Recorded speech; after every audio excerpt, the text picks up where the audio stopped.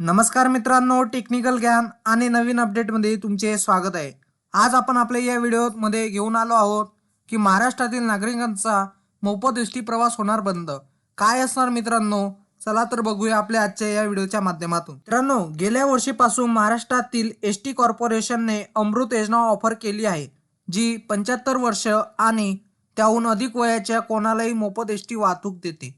त्याशिवाय एसटीने एसटी बसच्या सर्व वर्गातील महिलांसाठी बस तिकिटावर 50% सूट जाहीर केली होती। मित्रांनो, या दोन्ही कल्पनांनी लोक आणि महिलांना मोठ्या प्रमाणात मदत केली आहे।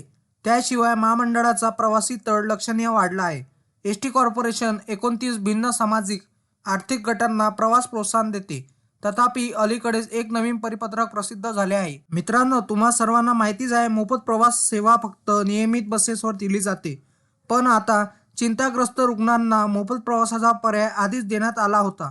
तथापि हा विशेष अधिकार फक्त नियमित बसेसवर वैध आहे। निम आराम आणि आराम बसेससाठी कोणतीही सवलतीचे दर नाहीत। शिवाजी जगताप हे एसटी कॉर्पोरेशनचे परिवहन महाव्यवस्थापक आहेत। यांनी ह्या बातमीत आपल्याला सांगितले आहे। त्यांचे म्हणणे आहे की राज्यभरात जवळपास 14,000 एसटी बसेस चालतात। दररोज अंदाजे 55 लाख लोक जातात। या बसेस सिंगल सेल रोग, HIV, हिमोफिलिया आणि डायलिसिस स्थिती असलेल्या मोफत वाहतूक पुरवतात। या संदर्भात महानगरपालिकेचे 2018 मध्ये एक परिपत्रक प्रकाशित केले।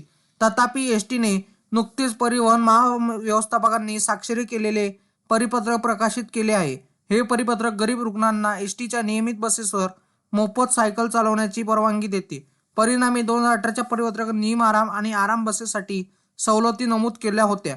पण 2018च्या परिपत्रकानुसार ज्या रुग्णांना पूर्वी सर्व एसटी बसेसमधून मोफत बस प्रवास मिळाला होता, त्यांना आता निम आराम आणि आराम बसमधून प्रवास करण्यासाठी पैसे द्यावे लागतील।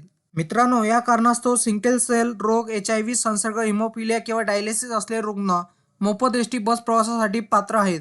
तथापि एसटी कॉर्पोरेशनने नंतर एक सुधारित परिपत्रक जारी केले असून ज्यामध्ये असे म्हटले आहे की रुग्ण यापुढे फक्त सामान्य गाड्यांमधूनच विनामूल्य प्रवास करू शकतात। आधीच्या परिपत्रकाने निम आराम आणि कम्फर्ट गाड्यांवरील मोफत प्रवासाचा संदर्भ हटवला। परिणामी या अटीमुळे त्रस्त असलेल्या लोकांना त्यांच्या एसटीतील निम आराम आणि आराम बसमधून प्रवासासाठी पैसे द्यावे लागतील, असे सांगण्यात आले आहे। मित्रांनो, आजारी व्यक्तींना परिस्थितीचा आधीच आर्थिक भार असतो, त्यांना याचा जास्त त्रास होणार आहे। मित्रांनो, तुम्हाला असेच नवनवीन व्हिडिओ बघण्यासाठी तुम्ही आपल्या चॅनलला लाईक, शेअर अँड सबस्क्राईब करा। धन्यवाद।